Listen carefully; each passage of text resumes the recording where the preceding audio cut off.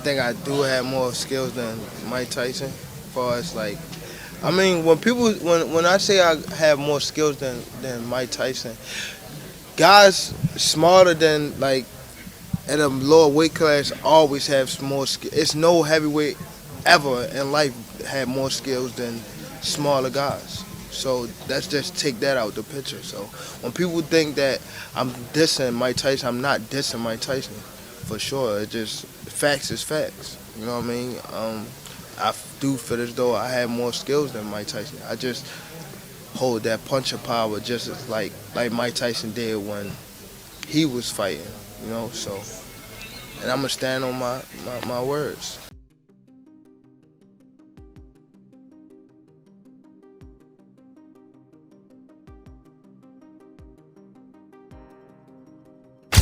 I think Gervonta Davis is probably the greatest fighter around now, but he's got a tough fight coming.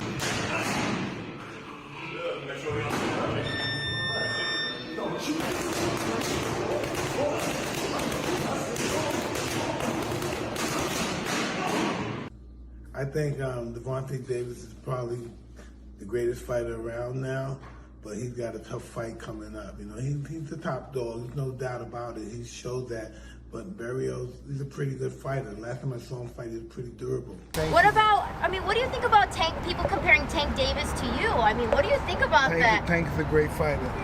You think he's a great fighter? But what do they think? What do you think about them comparing him to you? I mean, you're a legend, my friend. Well, he'll be one too if he keeps fighting.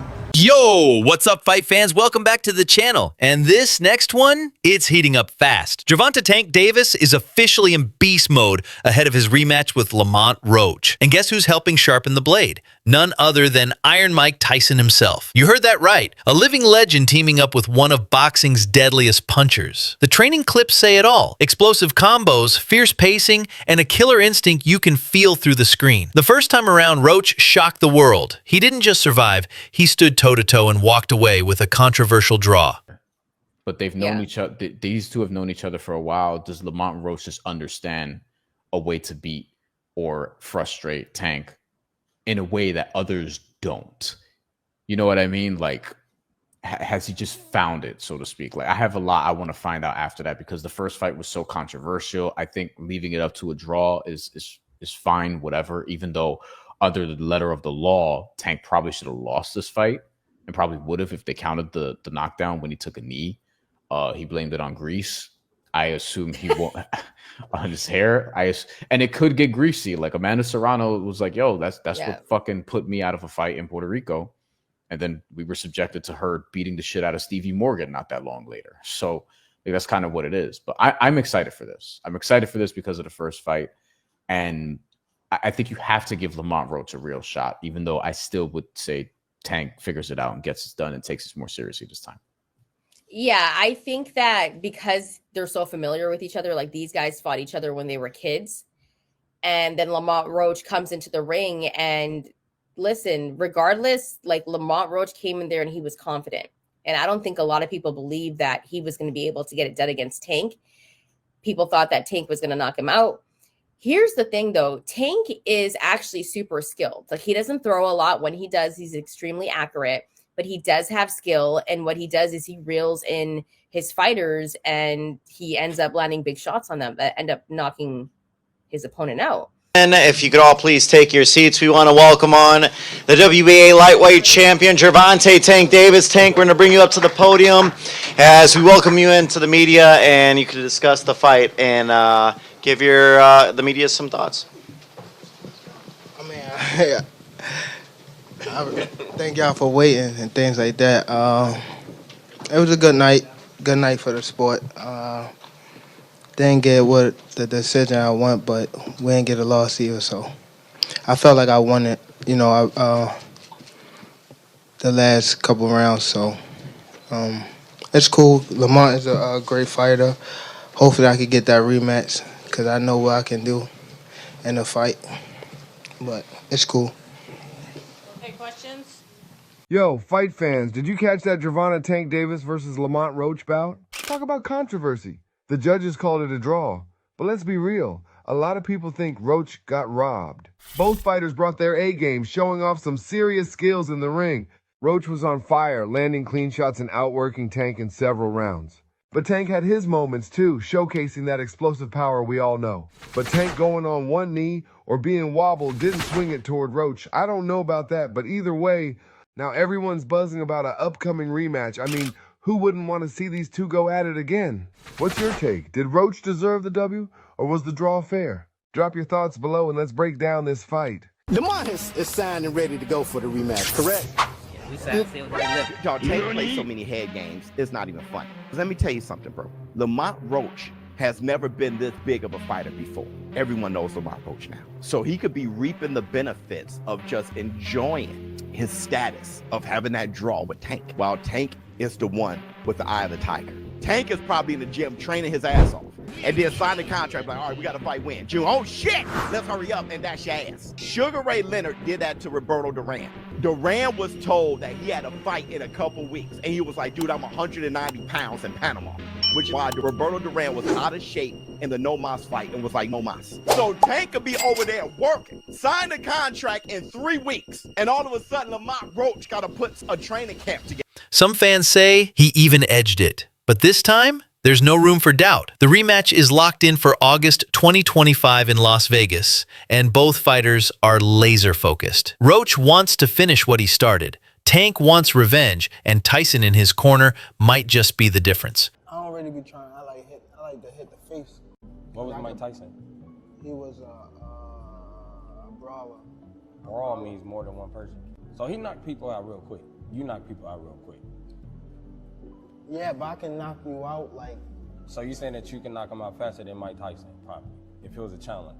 Mike Tyson got power and skills. I feel as though like I have like the whole package. The Tank Davis versus Lamont Roach rematch is being targeted for June 21st in Las Vegas. Now, it's good that they're running it back without wasting any time, because Roach absolutely deserves a rematch.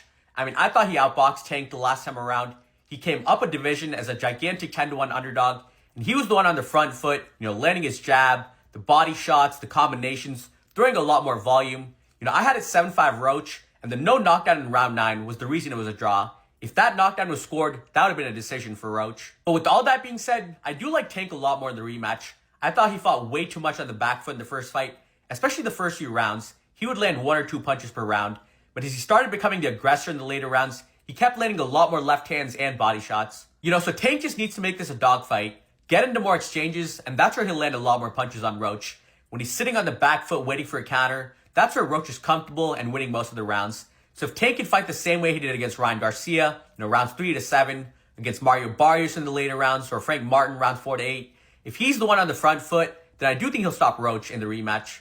Lamont Roach definitely earned my respect tonight. Definitely one of the first fighters to put Tank to the test. Just matching fire with fire. That was a good fight. For me, I need to see a rematch ASAP. But yeah, Tank definitely took the knee, 100%. I see Roach winning that 7-5 personally, but boxing is business, so they were never gonna let him have that win. Roach's timing was on point though. No easy knockouts tonight. Just sharp counters, like. Real, very good fighter, very good fighter. Let me know what you guys think, if that robbery was fair or not. Leave it in the...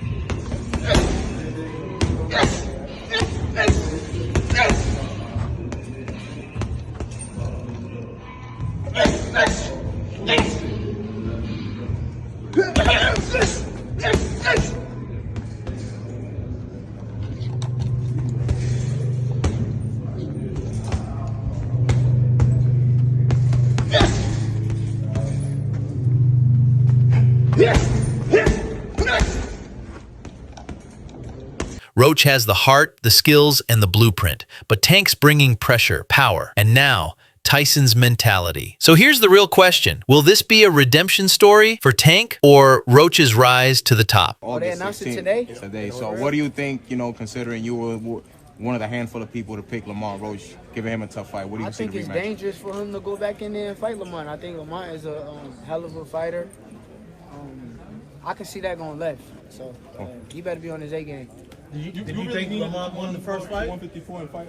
I asked 2 questions at the same time. I didn't hear shit y'all just asked. Do you really want to move up to 154 after this fight, Yo, I kind of said 154. I probably was stretching it. I'm stretching 154, but I'll fight him at 147. 147, me and Conor could get it in. Shakur, Johnny Boy boxing and fight height. If you beat Zepeda, do you feel that that's the toughest test of your career? And they'll give you the credit if you win? Who knows? It's a never-ending process, you know. I think I stopped looking for credit because at the end of the day, once you get the credit, something else happen, they gonna move on anyway. So the credit really doesn't matter. It just matters how I feel, what I feel after the fight. After I go fight with him, if I perform at the highest level of my expectations, I'm cool with that. What's good, YouTube?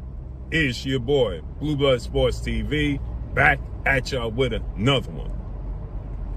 So many people are predicting that history is repeating itself. History is repeating itself, right? We had a similar situation where we had two guys face off against one another. One guy was a massive favorite, had taken a loss, and was seen to be too small, right? And I'm talking about Evander Holyfield versus Iron Mike Tyson. Iron Mike Tyson and Evander Holyfield was a major fight. A major fight. But Iron Mike Tyson was viewed as a destroyer. Okay? He was the baddest man on the planet. He was indestructible. The fact that he lost to James Buster Douglas was an anomaly because Mike Tyson wasn't focused and he overlooked his fight against Lamont Roach. And what are your thoughts on the knockdown that wasn't called in round 9? Yeah, I mean, I thought it was a good fight overall. Lamont, I always knew Lamont was, he wasn't coming to lay down. I've been knowing Lamont since we was kids, so we came up in amateurs together. So I knew Lamont was serious. He was coming in there to fight, but he did a lot better than I thought he would, and I thought he won the fight personally. Yeah, the no knockdown, that was like unheard of. It was the first time I've ever seen it with my own two eyes, and yeah. Yeah, you were, you've made some comments. I wanted to see the backflip, and I'm surprised Tank didn't say nothing back to you about that. Hey, I was just speaking my opinion on it. Just being around each other, sharing a ring with each other, fighting each other, fighting some of the same competition over the years, witnessing each other, in camp. So knowing the coaches, they knowing us, work it's both ways. It ain't just our way, coming from both sides. So, but no, was I shocked? No. I think Tank tried to tell y'all. Calvin tried to tell y'all, Burry tried to tell y'all, but they didn't want to hear it. They just so stuck on trying to force Tank to fight who they want him to fight. And it don't work like that. You know what I'm saying? So it just was made for a great fight. So people need to just sit back and get ready for part 2. It's gonna be epic, man. I can't wait for part 2, man. Do you got anything to say to the fans? About part 2, about anything that you got going on coming up, social media, anything? No, just say get ready, man. Put your seatbelts on, and when this thing happen, man, make sure y'all support. Come to the fight, buy the fight, and be the biggest fan, cheering whoever you're cheering for. No matter, but you're gonna see another great performance by the Reaper, man. The Reaper ain't playing. He got a big bag, like you said, big 2 bag. What do you think the difference would be, though?